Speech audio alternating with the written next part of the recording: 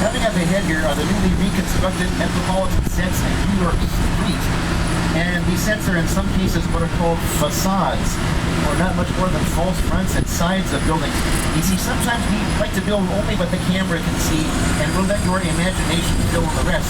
Also, here, what appears to be brick, stone, or concrete is sometimes just lightweight materials like fiberglass and faux rubber. Prior to the reconstruction, the insides of the facades were not very usable. However, many of them now feature open interior spaces with steel infrastructures. So now a production might be able to shoot both interior and exterior sequences on these sets.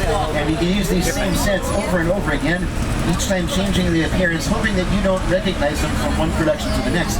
Coming up here to the right is going to be Brownstone Street, seen in productions such as Coogan's Bluff with Clint Eastwood, Change of Heaven with Elvis, The Sting with Robert Redford, End of Days with Arnold, History of with Ben Stiller, Bruce Almighty starring Jim Carrey, and then Clint returned to Brownstone Street and retro sets to direct Maleficent himself, Angelina Jolie, in some scenes from Changeling. Now look where we're headed, or should I say when we're headed. Roads? Well, we don't need roads. We're going to take a trip back to the future into Pasadena. And coming up on the right here is the Stardust gas station that's served Pasadena since 1964. This is Courthouse Square, currently appearing as contemporary Pasadena in the series Growing Up Fisher. You may also know the area as the town of Hill Valley in our Back to the Future trilogy. Hill Valley in a number of time periods. Here's Doc Brown himself, Christopher Lloyd, and one of the writers and producers of Back to the Future, Bob Gale. It was actually the back lot of Courthouse Square that inspired the entire climax of Back to the Future. I had seen something in the clock tower on that ledge. It was a ledge about that wide. And I was standing inside looking at the ledge, and I already had vertigo. I just thought there's no way in the world, no way I'm going to stand on that. I was up there for quite a while. Of course, I had a cable.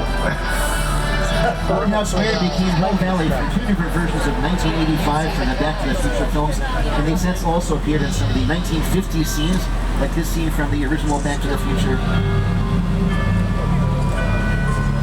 Courthouse Square also appeared in Psycho 2 and To Kill a Mockingbird. These sets became more of Buffalo, New York, and Bruce Almighty and Hill Valley in the far distant year 2015. That's next year. Yes, 2015 for Back to the Future Part 2. The area also became the town of Grandview for the Ghost Whisperer series, starring Jennifer Love Hewitt. And so for Ghost Whisperer, the Hill Valley Courthouse and Clock Tower was turned into the Grandview City Hall. That's why the clock is missing and why it says City Hall. It's a little bit different. You may remember that Back to the Future Part 3 took place mostly in the year 1885. The 1885 scenes were not shot here on the Universal lot. Rather, the crew built the Old West version of Hill Valley from the ground up in Northern California near the town of Sonora. And now we're going to make a right turn here onto our New York Street, which is seen frequently in the Mindy Project. But now it's time for the Jimmy Project. Live from New York, or from New York Street, almost live, it's my co-host Jimmy Fallon. Hey everyone, welcome to New York! I got my start right here in New York on Saturday Night Live. This is actually my old neighborhood. Once got mugged over there. An old woman. Tough lady. This is my favorite hot dog guy. Hey buddy, how's it going? Remember me? No.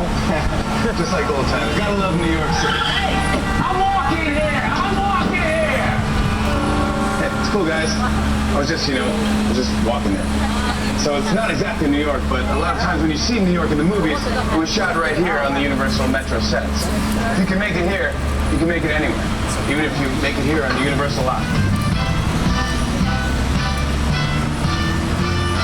Yeah, the creative design of these newly rebuilt sets was supervised by people like our friend Steven Spielberg.